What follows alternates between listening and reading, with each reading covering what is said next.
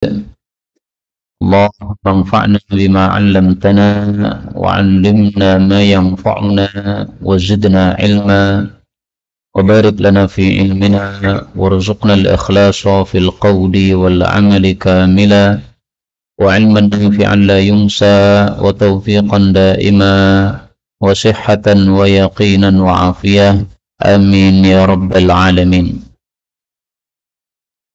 Alhamdulillah, kaum muslimin rahimani wa rahimakumullah. Kita lanjutkan kajian tafsir Al-Quran satu hari satu halaman, dan kita masih membahas surah Al-Kahfi, Mushaf Al-Quran halaman 298, Al-Kahfi ayat 35 sampai 45 insyaallah ta'ala.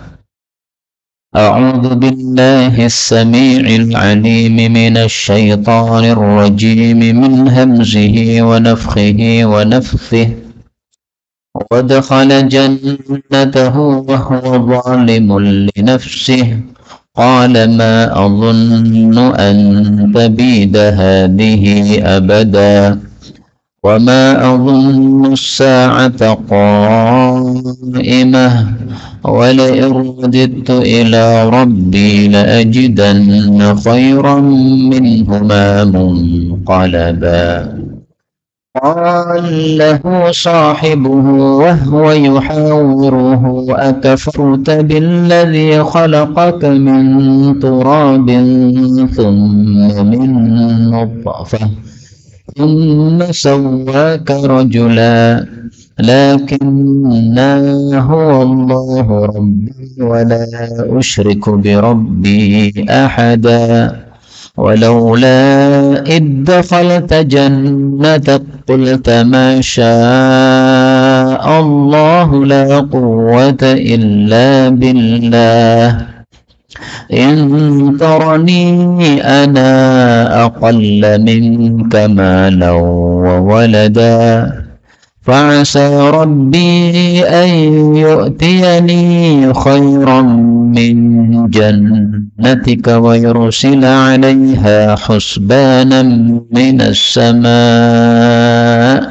فتصبح صعيدا زلقا أو يصبح ماؤها غورا فلن تستطيع له طلبا وأحيط بثمره فأصبح يقلب كفيه على ما أنفق فيها وهي خاوية على عروشها ويقول يا ليتني لم أشرك بربي أحدا ولم يكن له فئة ينصرونه من دون الله وما كان منتصرا هنالك الولاية لله الحق هو خير ثوابا وخير عقبا.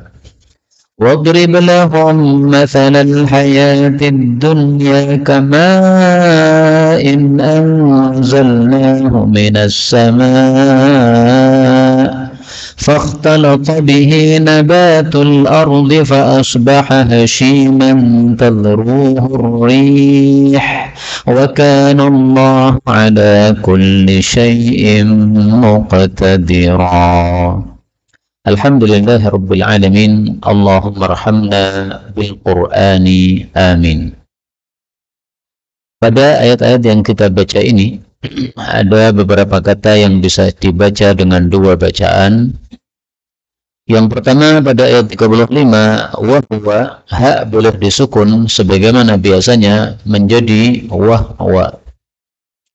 Kemudian pada ayat 36, minha boleh ditambahi mim menjadi minhuma. Kemudian pada ayat 37 lagi kita temukan wahwa.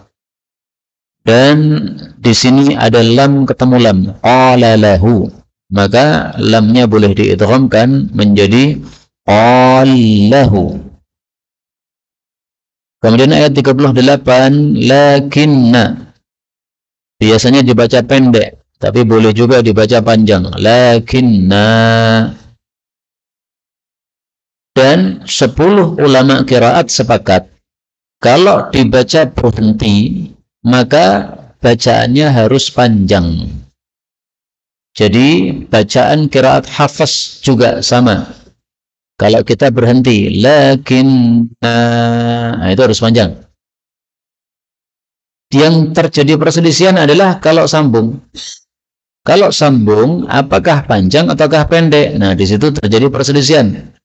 Kalau kita orang Indonesia biasanya qiraah Asim riwayat Hafs itu pendek. Lakinnahu wallah. Nah, tetapi sebagian ahli qiraat membacanya panjang juga ya. Lakinnahu wallah. Kemudian pada ayat 39 ada zal ketemu tal. Ini boleh idgham. Iddakhalta. Maka zalnya dihilangkan diganti dengan zal ditasydid. Kemudian kaf ketemu qaf. Jannataka qulta. Ini boleh idgham. Jannatak qulta. Kafnya berubah jadi qaf. Kemudian intaroni boleh ditambah ya menjadi taroni. Ana boleh dibaca panjang. Ana karena setelahnya ada hamzah fathah. Jadi diingat-ingat. Kalau hamzahnya fathah atau hamzahnya kasrah, maka ana boleh dibaca panjang sebagian qiraat. Ayat 40 yu'tiyani boleh ditambah ya. Yu'tiyani. Kemudian ayat 42 bisamarihi boleh dibaca 3 bacaan. Boleh juga thumurihi. Boleh juga thumrihi. Mimnya disukun. Mim disukun ini hanya satu qiraah yang membaca, yaitu qiraah Abu Amr al-Basri. Selain itu semuanya membaca ada kalanya thumur atau thamar. Kemudian wahya, ha boleh disukun. Wahya. Ayat 43, walam takun, taknya boleh diganti ya, walam yakun. Kemudian fi'atun, hamzah boleh diganti ya, fiyatun. Ayat 44, walayah, wawu boleh dikasrah, wilayah. Dan terjemahnya berubah. Al-haqqi boleh dibaca dhammah, al-haqqu. Uqba boleh juga uqba, qafnya disukun atau di dhammah. Terakhir ayat 45. Ar-riyah boleh dibaca mufrad menjadi ar-rih. Dan ini semuanya adalah qiraah mutawatirah yang sumbernya dari Sayyidina Rasulullah sallallahu alaihi wasallam, maka semuanya bacaan yang benar. Adapun tafsirnya secara ringkas, Allah mengatakan pada surah Al-Kahfi ayat 35. Wadakhala, dan si kafir itu masuk jannatahu, ke dalam kebunnya. Wahwa, sementara dia zalimun, dalam keadaan zalim linafsihi, kepada dirinya sendiri. Qala, dia mengatakan, ma'adhunnu, tidaklah saya menyangka atau tidaklah saya mengira antabida, bahwasanya binasa hadhihi, kebun ini, abada, selama-lamanya. Wa ma adzunnu, dan saya tidak menyangka as-sa'ata, kiamat itu, qa'imatan, akan terjadi. Walain, dan sungguh jika ruditu, aku dikembalikan ila rabbi, kepada pemeliharaku, yaitu kalau ada kebangkitan setelah kematian, la ajidanna, sungguh betul-betul aku akan mendapatkan khairan, yang lebih baik, minha, dari kebun tadi, atau minhuma, dari kedua kebun tadi, munqalaba, tempat kembali. Kaum muslimin rahimani wa rahimakumullah, sudah dijelaskan pada ayat sebelumnya bahwa di sini Allah menceritakan 2 orang saudara. Hanya saja satunya muslim, satunya kafir. Yang muslim percaya ada hari kebangkitan. Yang kafir tidak mempercayai adanya kebangkitan setelah kematian. Nah, maka si kafir ini ketika masuk kebunnya yang sangat rindang dalam keadaan dolim, dia mengatakan, saya kira kebun saya ini tidak akan binasa karena sangat subur, airnya tumpah ruah sehingga tidak mungkin akan binasa. Ini karena dia kafir sehingga tidak meyakini adanya Allah Subhanahu wa taala yang mampu mengirimkan siksa terhadap kezaliman dia. Yang dimaksud zalim dalam ayat ini adalah karena dia kafir kepada Allah Subhanahu wa taala dan dia sombong. Maka dia mengumpulkan dua kezaliman di sini. Kezaliman pertama, kafirnya kepada Allah, itu zalim. Kezaliman kedua, sombongnya dia sehingga mengatakan bahwa saya ini lebih banyak pengikutnya dan saya lebih banyak hartanya daripada kamu. Bilang kepada saudaranya sebagaimana pada ayat yang lalu ini. Nah, maka sombong adalah zalim, kafir juga adalah zalim. Kenapa? Karena zalim itu definisinya meletakkan sesuatu tidak pada tempatnya yang semestinya. Itu namanya zalim. Orang kafir disebut zalim karena dia memberikan penyembahan kepada selain Allah Subhanahu wa taala atau tidak meletakkan penyembahan kepada Allah, berarti zalim. Orang sombong zalim karena sombong itu hanya pantas untuk Allah, tidak pantas untuk makhluk. Malah dia melakukan zalim, berarti ini malah dia melakukan sombong, berarti adalah zalim. Rasul bersabda tentang kesombongan. Allah Subhanahu wa taala berkata, "Al-kibriya'u ridai, faman naza'ani." Inna Allah Ta'ala yaqulu, sesungguhnya Allah bersabda, berkalam, innal izza izari, sesungguhnya kemuliaan adalah sarungku, wal kibriya ridai, dan kesombongan adalah selendangku. Faman naza'ani fihima, barang siapa yang mencabut dari saya dua sifat tadi, adzabtuh, maka pasti akan saya siksa. Artinya yang pantas sombong hanya Allah. Selain Allah tidak pantas sombong. Sehingga siapa yang sombong berarti mencabut sifat Allah, maka akan disiksa oleh Allah Subhanahu wa taala. Hadis sahih riwayat Tabarani dan yang lain-lain. Kemudian dia mengatakan, saya tidak menyangka bahwasanya kiamat itu akan terjadi. Nah, ini bukti bahwa dia kafir kepada Allah Subhanahu wa taala.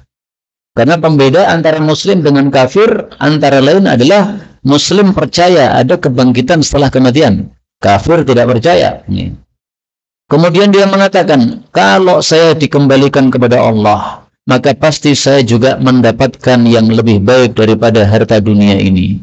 Ini berarti dia salah paham. Dia kira kalau dikasih harta oleh Allah, berarti Allah ridha sama dia.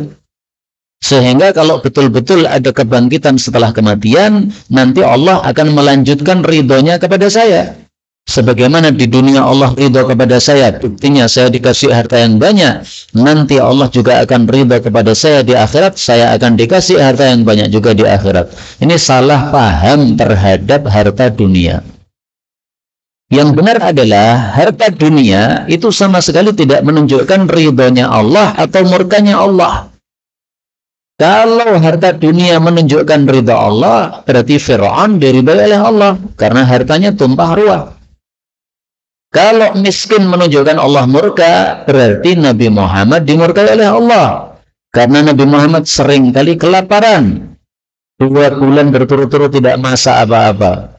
Keluar malam hari bersama Abu Bakar dan Omar karena kelaparan. Menuju ke rumahnya sahabat Nabi yang kaya namanya Al-Haytham Abu Tayhan.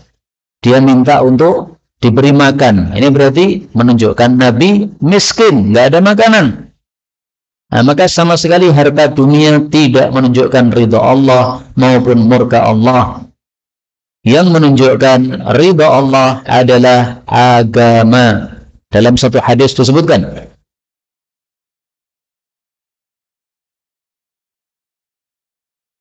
innallaha yu'tid dunya, sesungguhnya Allah memberikan harta dunia, may yuhibbu wa man la yuhib, kepada orang yang Allah cintai dan kepada orang yang tidak Allah cintai. Jadi sama saja, mau mukmin mau kafir semua dikasih harta oleh Allah. Mukmin kaya ada, kafir kaya ada juga. Sebaliknya juga begitu, miskin mukmin ada, miskin kafir juga ada. Tapi wala yu'tid din, Allah tidak akan memberikan agama illa man ahabba, kecuali kepada orang yang dia cintai. Faman a'tahu Allahu din, barang siapa diberi agama oleh Allah, faqad ahabbah, berarti dicintai oleh Allah Subhanahu wa taala. Orang jujur, nah ini berarti punya agama, dicintai oleh Allah. Orang menjaga salat 5 waktu, ini berarti punya agama, berarti dicintai oleh Allah. Ini hadisnya riwayat Imam Ahmad, dikatakan dhaif oleh Al-Albani, tetapi disahihkan oleh Imam Hakim, dan memang maknanya sahih. Ayat 37. Qala lahu, berkata kepadanya sahibuhu, sahabatnya, wahwa, dan dia yuhawiruhu, berbicara kepadanya, atau berdiskusi kepadanya, atau mendebat kepadanya. Akafarta, apakah kamu kafir billadzi khalaqaka, dengan zat yang telah menciptakan kamu, min turabin, dari debu, thumma min nutfatin, kemudian dari mani, thumma kemudian sawwaka, menyempurnakan kamu, rajulan, menjadi laki-laki dewasa. Jadi rajul itu laki-laki yang sudah dewasa. Nah, laki-laki tapi masih anak-anak disebutnya bukan rajul, disebutnya zakarun, ya. Kalau perempuan belum dewasa disebutnya unsa. Tetapi kalau sudah dewasa disebutnya mar'atun. Nah, di sini rajulan berarti laki-laki dewasa. Dia saudaranya yang muslim menasihati dia, "Loh, kamu kok tidak percaya terhadap hari kiamat?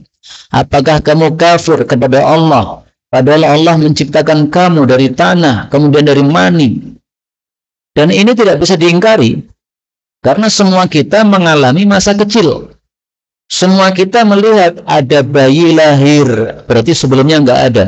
Berarti semua kita sadar bahwa kita dulu tidak ada, tapi kemudian muncul di bumi. Berarti ada yang mengadakan, ada zat yang maha kuasa yang mengadakan. Maka ini tidak bisa diingkari oleh siapapun manusia, bahwa asal mula kita itu tidak ada, kemudian diadakan oleh Allah Subhanahu wa ta'ala. Maka sepantasnya mengakui adanya zat yang maha kuasa. Di sini dia mengatakan khalaqaka min turab. Allah sudah menciptakan kamu dari tanah. Ini maksudnya menciptakan bapakmu dulu dari tanah. Jadi bukan dianya yang diciptakan dari tanah. Karena manusia diciptakan dari tanah itu hanya manusia awal, yaitu Nabi Adam alaihissalatu wassalam. Maka ayat ini semakna dengan surat As-Sajdah ayat 7. Allah mengatakan wa bada'a khalqal insani min tin. Allah telah memulai penciptaan manusia dari tanah. Nah, maka yang dimaksud dari tanah di sini adalah Nabi Adam alaihi salatu wassalam. Adapun keturunannya itulah yang dimaksud min nutfah, dari mani. Nutfah adalah mani yang sudah campur antara mani laki-laki dengan mani perempuan. Kalau mani laki-laki saja nggak akan jadi anak. Mani perempuan saja tidak akan jadi anak. Mani laki dengan mani perempuan berkumpul, bertemu. Nah, itu yang akan jadi anak. Sebagaimana disebutkan oleh Allah pada surat yang lain. Allah mengatakan min nutfatin amsyajin. Surat Al-Insan atau surat Ad-Dahr ayat 2. Inna khalaqnal insan, sungguh kami ciptakan manusia min nutfatin amsyajin, dari mani yang sudah bercampur. Maka ayat ini semakna dengan surat As-Sajdah ayat 8. Allah mengatakan thumma ja'ala naslahu, kemudian Allah ciptakan keturunan Nabi Adam min sulalatin min ma'in mahin, dari saripati, dari air yang hina, yaitu air mani. Ini semuanya menunjukkan kekuasaan Allah Subhanahu wa ta'ala. Dari tanah bisa menjadi manusia yang berdaging, berkulit, tulang. Demikian juga manusia yang dari mani, air yang hina, tapi bisa menjadi manusia yang ganteng, yang cantik. Ini maha kuasanya Allah Subhanahu wa ta'ala. Maka si muslim tadi mengatakan, lakinna, akan tetapi saya, huwa dia, Allahu Rabbi, Allah itulah pemeliharaku. wala usyriku dan saya tidak menyekutukan bi rabbi terhadap pemeliharaku ahadan kepada seorang pun. Jadi lakinna ini asalnya dua kata. Lakin ana. Kemudian disambung menjadi lakinna. Saya tuliskan di sini lakin ana. Nah, ketika hamzahnya dihapus, otomatis menjadi apa? Lakinna. Maka terjemahnya juga harus dua kata. Lakinna, akan tetapi saya. Jadi na di sini bukan nahnu, kami, bukan. Tapi na, ana, saya. Karena ini yang bicara satu orang. Ini kan dua orang kan? Satunya kafir, satunya muslim. Nah, maka ini adalah contoh bagaimana menerjemahkan Quran harus paham bahasa Arab. Tidak paham bahasa Arab, bisa salah kaprah dalam menerjemahkan Quran. Ayat 39. Walaula dan kalau dan kenapakah tidak? Ketika dakhalta engkau masuk jannataka ke dalam kebunmu, qulta engkau mengucapkan masya Allah la quwwata illa billah. Masya Allah, apa yang Allah kehendaki, la quwwata, tidak ada kekuatan illa billah, kecuali dengan pertolongan Allah. Intarani, jika engkau melihat saya, ana saya ini, in ya sungguh ya, in sungguh, tarani engkau melihat saya, ana mohon maaf, ini masih nyambung dengan kalimat berikutnya. In tarani, jika engkau melihat saya, ana saya ini aqalla lebih sedikit minka darimu, malan harta, wa waladan dan anak, fa'asa maka semoga Rabbi pemeliharaku ayyutiyani bahwasanya dia memberikan kepada saya khairan yang lebih baik min jannatika dari surga, dari kebunmu, wa yursila dan dia mengirim alaiha kepada kebunmu husbanan siksaan atau azab minas samai dari langit, fatusbiha maka kebun itu menjadi sa'idan tanah yang datar, zalaqa yang licin, yang tidak ada tanaman apapun di atasnya. Jadi inilah lanjutan nasihat dari si muslim tadi. Kenapakah kamu ketika masuk kebun, kamu tidak mengucapkan ucapan yang menunjukkan kebesaran Allah, yaitu mengatakan Masya Allah, la quwwata illa billah. Dan dari sini diambil pelajaran oleh para ulama salaf bahwa kalau kita melihat harta kita, atau melihat anak kita, atau melihat kondisi kita yang menakjubkan, maka supaya tidak hancur apa yang menakjubkan tadi, hendaklah kita ucapkan kalimat ini. Maka sebagian orang nempelkan stiker di mobilnya, di belakang mobilnya, Masya Allah la quwwata illa billah. Supaya apa? Supaya orang yang melihat mobilnya dengan takjub mengucapkan kalimat tersebut, sehingga mobilnya tidak tertimpa musibah. Itulah yang disebut sebagai penyakit ain atau mata. Mata melihat apabila iri, maka bisa menyebabkan madarat, musibah terhadap yang dilihat. Mata melihat dengan sebab takjub, tapi tidak mengucapkan zikir kepada Allah, doa kepada Allah, menyebabkan yang dilihat jadi sakit atau terkena musibah. Seorang sahabat Nabi kulitnya sangat putih. Ketika dia mandi, zaman dulu mandi cuma ada tirai saja, sehingga bagian atas badan masih kelihatan. Nah, maka sahabat yang lain melihat putihnya kulitnya, maka dia takjub. Dia mengatakan, betapa putih kulit Anda ini, lebih putih dari semua perempuan-perempuan yang ada di atas muka bumi ini. Nah, maka begitu diomongi begitu, langsung yang di kamar mandi langsung jatuh pingsan. Kenapa? Karena terkena ain, mata orang yang melihat dengan takjub, sementara dia tidak mengucapkan Masya Allah la quwwata illa billah. Hati-hati, kita punya anak, senang sama anak kita, dicium-ciumi, takjub dengan kecantikannya, ucapkan Masya Allah, la quwwata illa billah, atau ucapkan Subhanallah, atau ucapkan Allahumma barik, ya Allah berkahilah. Dalam hadis yang sahih, Rasul Shallallahu Alaihi Wasallam bersabda,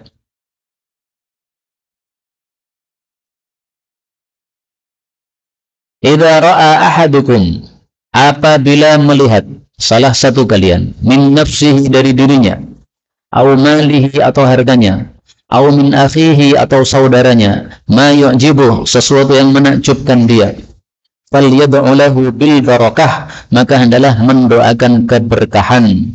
Fa innal aina haqqun, karena penyakit ain itu betul-betul ada. Hadis riwayat Abu Ya'la sahih. Demikian juga diriwayatkan oleh Imam Nasa'i dan Ibnu Majah. Nah, ini hadis menunjukkan bahwa boleh kita membaca doa keberkahan atau kita mengucapkan ucapan tadi, Masya Allahu la quwwata illa billah. Kaum muslimin rahimani wa rahimakumullah. Kalau kita mengucapkan la quwwata illa billah, maka Allah Subhanahu wa taala mengucapkan aslama abdi wastaslam. Hambaku telah pasrah kepada saya dan tunduk kepada saya. Ini fadilah mengucapkan la haula wala quwwata illa billah atau la quwwata illa billah, sebagaimana dikatakan oleh Abu Hurairah radhiyallahu taala anhu. Jadi ini termasuk wirid yang sangat utama karena menyebabkan Allah menjawab ucapan kita tersebut. Nah, si muslim ini menasihati, jika engkau melihat saya sekarang ini sedikit hartanya dan anaknya, maka semoga Allah mengirimkan, Allah memberikan kepada saya yang lebih baik daripada kebun kamu. Maksudnya, semoga Allah memberikan saya di akhirat yang lebih baik. Dan memang akhirat itu lebih baik daripada dunia. Allah mengatakan wal akhiratu khairun wa abqa. Akhirat itu lebih baik dan lebih kekal. Kalau dunia, buah-buah sesegar apapun ketika dipetik akan berkurang. 5 buah dipetik 1 jadi 4. 4 buah dipetik 1 jadi 3. Tapi kalau di surga dipetik muncul 2 kali lipat. Hadisnya sudah sering kita ditampilkan lagi supaya hafal. Inna rajula, sesungguhnya seseorang, idza naza'a thamrah, apabila mencabut, memetik 1 buah minal jannah, dari surga, adat makanaha ukhra, maka kembali di tempat itu buah yang lain. Dalam hadis yang lain, mithlaha, 2 kali lipatnya. Berarti dipetik 1 keluar 2, dipetik 2 keluar 4, dan seterusnya. Hadis riwayat Tabarani dan rawi-rawinya rawi-rawi thiqah.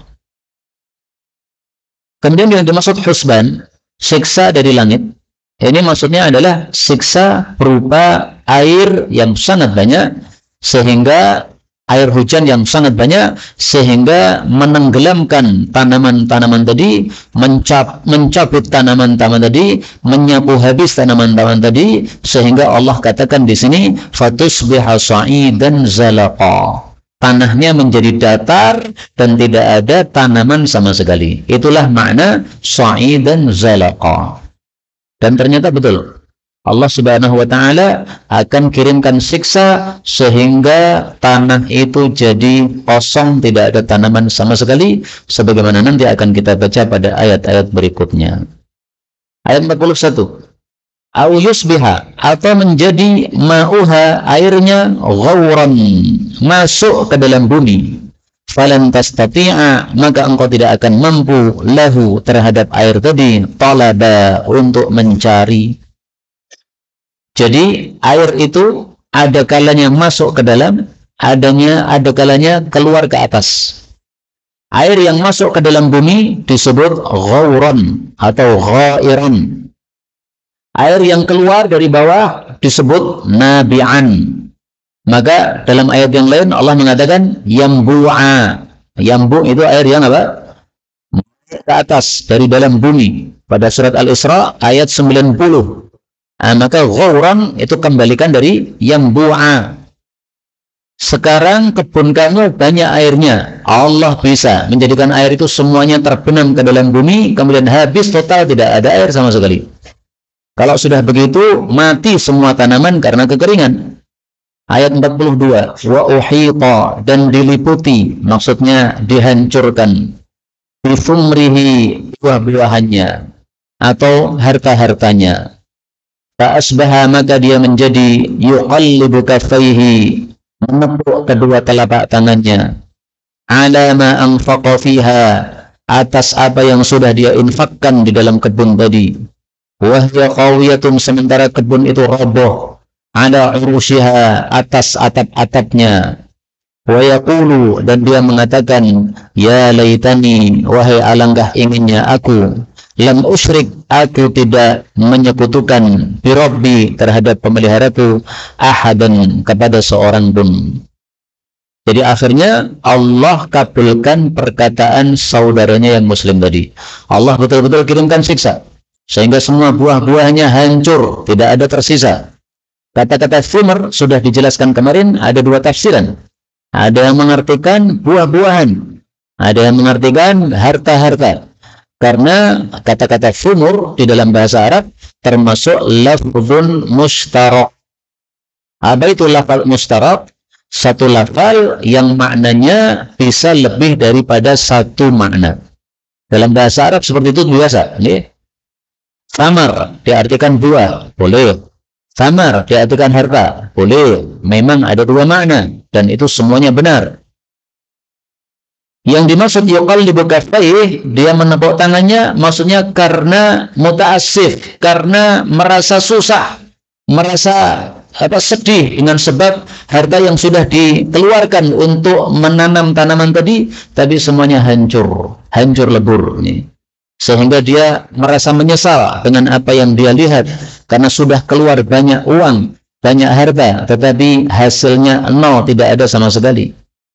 Bahkan kebun itu khawiyatun ala urushiha, di atas atap-atapnya. Maksudnya hancur semua kebunnya, kemudian atap-atap yang mengatapi kebun tadi, sebagaimana biasa, sebagian kebun itu diatapi, seperti misalnya pohon anggur dan sebagainya, ada atapnya, semuanya roboh ke tanah, tidak ada yang tersisa sama sekali.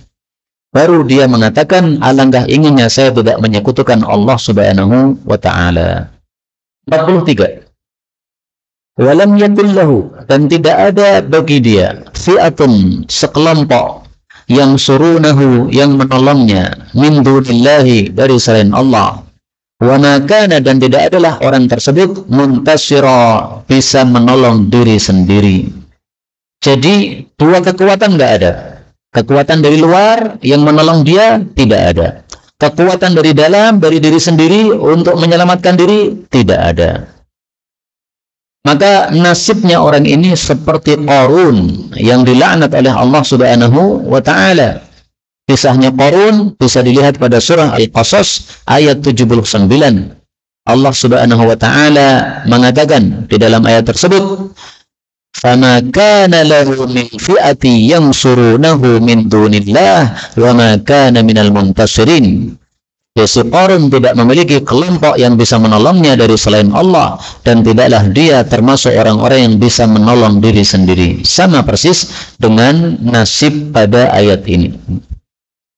Maka Allah mengatakan, hunalika, di sanalah al-walayatu, wala lillahi, kepada Allah, al-haqqi, yang maha benar. Maksudnya, pada saat itulah orang-orang kemudian berwala atau beriman kepada Allah subhanahu wa ta'ala. Wala itu artinya cinta. Jadi kalau sudah turun siksa Allah, nah saat itu semuanya sadar. Mau muslim, mau kafir, semuanya sadar. Yang muslim tambah wala kepada Allah, tambah cinta kepada Allah. Ini betul bukti bahwasanya kafir disiksa oleh Allah. Yang kafir begitu dikirimi siksa baru sadar, oh betul ternyata Allah maha kuasa. Nah muncul walaknya kepada Allah, cintanya kepada Allah, imannya kepada Allah. Tetapi walak yang muncul ketika siksa turun sudah tidak ada gunanya lagi untuk orang kafir.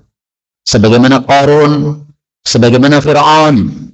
Fir'aun ketika dikirimi tenggelam oleh Allah subhanahu wa ta'ala, muncul walaknya kepada Allah. Apakah berguna? Bisa dilihat pada surat Yunus ayat 90. Hatta idza adrakahul gharq, ketika telah mendapatkan kepadanya tenggelam. Qala amantu, maka si Fir'aun mengatakan, aku beriman. Nah, muncul walaknya kepada Allah. Muncul walayah atau cinta kepada Allah. Enggak ada guna. Kenapa? Siksa sudah turun, tobat nggak diterima oleh Allah Subhanahu wa Ta'ala. Itu kalau kita baca al-walayah, wawunya di fathah. Nah, ini boleh dibaca al-wilayah. Kalau dibaca wilayah, terjemahnya berubah. Al-wilayatu, wilayah atau hukum. Hunalika, disitulah al-wilayatu, hukum lillahi, milik Allah, al-haqqi, yang maha benar. Jadi Allah yang bisa memberikan hukum. Mau dikasih siksa atau mau dikasih selamat, nah itu hukum dari Allah Subhanahu wa Ta'ala. Tidak ada selain Allah yang bisa memberikan hukum. Maka silahkan antum baca dengan dua bacaan. Al-wilayah boleh, al-walayah boleh, tapi ingat terjemahnya berbeda dan berubah. Para ulama juga berbeda pendapat bagaimana cara berhenti membaca ayat ini. Rata-rata kita berhenti di sini. Wa ma kana muntasira, titik. Kemudian hunalikal wilayatu. Ada juga yang berhentinya pada kalimat hunalik. Berarti begini. Wa ma kana muntasiran hunalik, titik. Setelah itu baru kalimat baru. Al wilayatu lillahil haqqa. Nah, kalau berhenti pada hunalika, berarti terjemahnya gimana? Wa ma kana muntasiran hunalik. Dan tidaklah dia itu bisa menolong diri sendiri pada saat tersebut, pada saat turunnya siksa tersebut. Sebelum turun siksa, dia bisa menyelamatkan diri. Sakit, datang ke rumah sakit. Anaknya sakit, dikirim ke rumah sakit. Tapi begitu siksa turun, mau pergi kemana? Mau lari kemana? Untuk menyelamatkan diri, nggak bisa. Karena sudah terkena siksa Allah Subhanahu wa Ta'ala. Kemudian al-haqqu, ini juga boleh dibaca kasrah, boleh dibaca dhammah. Kalau dibaca kasrah, berarti itu sifat bagi Allah. Lillahil haqqi, bagi Allah yang maha benar. Maka salah satu nama Allah adalah al-haq. Boleh kita punya anak dikasih nama Abdul Haq, karena Allah namanya al-haq. Kalau dibaca al-haqqu, maka ini sifat bagi al-wilayatu. Ya. Disitulah al-wilayatu, hukum al-haqqu yang benar lillahi, bagi Allah. Kalau kita baca al-haqqu, maka semakna dengan ayat yang lain pada surah Al-Furqan ayat 26. Al-mulku yawma idhinil haqqu lirrahman. Kerajaan pada hari itu adalah hak bagi Allah Subhanahu wa Ta'ala. Kalau kita baca al-haqqi, semakna dengan surat Al-An'am ayat 62. Thumma ruddu ilallahi maulahimul haqqi. Mereka dikembalikan kepada Allah yang merupakan wali mereka yang maha benar. Maka dua qiraah ini sama-sama punya kemiripannya dengan ayat-ayat yang lain. Maka dua qiraah ini sama-sama kuatnya. Kemudian Allah mengatakan, huwa, dia Allah itu khairun, lebih baik, thawaban, pahalanya, wa khairun, dan lebih baik, uquban, akan akibatnya. Artinya kalau kita beriman kepada Allah, akan dikasih akibat yang baik, masuk ke dalam surga, diselamatkan dari siksa ketika di dunia. Setelah itu Allah Subhanahu wa Ta'ala pada ayat 45 dan seterusnya bicara tentang masalah yang lain. Maka Allah mengatakan wadrib, dan buatlah lahum, bagi mereka, yaitu para manusia, masalah perumpamaan al-hayatid dunya, kehidupan dunia. Seperti apa perumpamaan dunia? Kama'in, seperti air, anzalnahu, yang kami telah menurunkannya, minas sama'i, dari langit, berarti air hujan.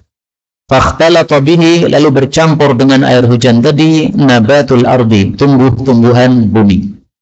Fa'asbaha, lalu menjadi hasyiman, kering. Tadruhu, menerbangkannya ar-riyahu, angin-angin. Ada yang ke kanan, ada yang ke kiri, ada yang ke timur, ada yang ke barat.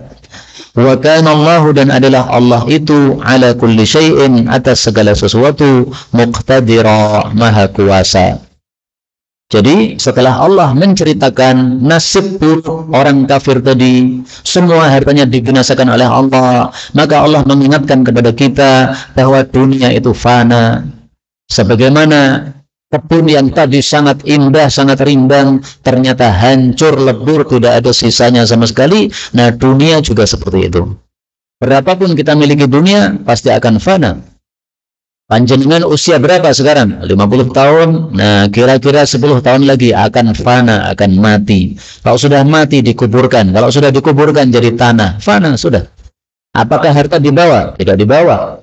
Rasulullah katakan orang mati diikuti 3. Tapi yang kedua, balik lagi ke rumahnya.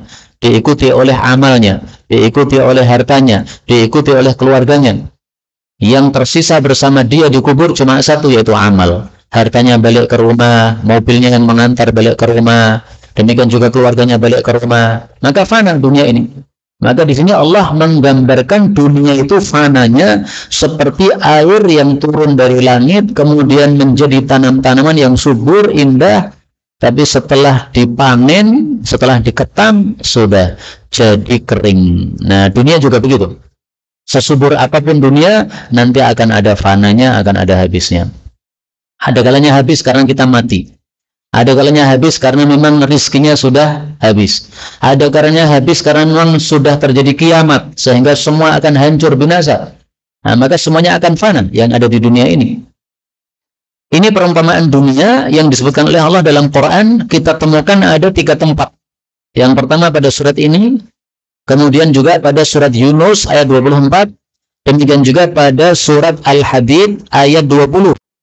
Allah mengatakan kamatsali ghaifin, seperti hujan yang deras, a'jabal kuffara nabatuhu, yang tumbuh-tumbuhannya menakjubkan kepada para petani. Al-kuffar di sini bukan orang-orang kafir, tapi apa? Para petani. Tapi setelah menakjubkan kepada para petani, kemudian sudah dipanen, akhirnya kering kerontang, nggak ada sisanya. Dunia juga begitu. Ini perumpamaan yang ada dalam Quran tentang dunia. Ada 3 tempat, tidak ada tempat yang lainnya lagi. Adapun perumpamaan dunia dalam hadis Nabi Shallallahu Alaihi Wasallam, Rasulullah mengatakan, Inna mat'ami bani Adam, sesungguhnya makanan manusia, Qad-duriba mathalan, sudah dibuat menjadi perumpamaan lid dunia, untuk dunia. Wa in qazzahahu, meskipun dia berikan bumbu-bumbu. Wa mallahahu, dan dia berikan garam. Fanzur ila ma yasir, maka lihatlah menjadi apa akhirnya. Hadis riwayat Ibnu Hibban sahih. Jadi makanan yang kita makan beraneka warna, beraneka rasa, tapi kalau sudah masuk ke dalam perut, digiling oleh perut, nanti keluar di WC menjadi sesuatu yang menjijikkan. Nah, itulah perumpamaan dunia menurut Rasulullah sallallahu alaihi wasallam. Artinya, akhirnya dunia itu tidak akan ada yang membutuhkan. Makanan kita butuhkan ketika masih jadi makanan. Tapi kalau sudah dikirim ke WC, nggak ada satupun kita membutuhkan. Meskipun asalnya tadi adalah sesuatu yang sangat lezat. Misalnya masakan dari Turki misalnya, atau dari Arab yang kita nggak pernah makan, sehingga semua kita senang, wah ini masakan jarang seperti ini. Tapi kalau sudah dikirim ke WC, nggak ada yang membuntuti. Nah, dunia juga begitu. Kalau sudah masuk ke alam akhirat, tidak ada lagi yang membuntuti dunia, karena nggak ada nilainya. Yang ada nilainya di akhirat adalah amal kita. Kita punya harta, kita sedekahkan. Nah, itu yang menjadi pahala di akhirat. Adapun yang sudah kita gunakan di dunia ini tidak akan ada wujudnya lagi di akhirat kelak, karena dunia memang adalah sesuatu yang fana. Karena itu kaum muslimin rahimani wa rahimakumullah, ayat ini ringkasnya menyuruh kita untuk tidak cinta dunia. Silahkan mencari dunia, tetapi jangan mencintai dunia sehingga mengalahkan taat kepada Allah Subhanahu wa taala. Mencari dunia dengan cara yang haram, dengan cara yang riba, itu berarti tidak paham bahwasanya dunia adalah fana. Nanti engkau akan disiksa oleh Allah, susah sendiri di kuburan, meskipun mendapatkan kenikmatan sementara di dunia, tapi berikutnya di kuburannya susah, di akhiratnya susah, bangkit dari kubur sempoyongan karena memakan riba, dan seterusnya. Itu adalah perkara yang sangat mengerikan bagi orang-orang yang beriman kepada Allah Subhanahu wa ta'ala. Inilah yang dapat disampaikan, benarnya dari Allah. Kalaupun ada salahnya, fa astaghfirullahal azim li wa lakum. Sisa waktu kalau ada pembahasan baik yang berkaitan dengan materi atau secara bebas dipersilahkan.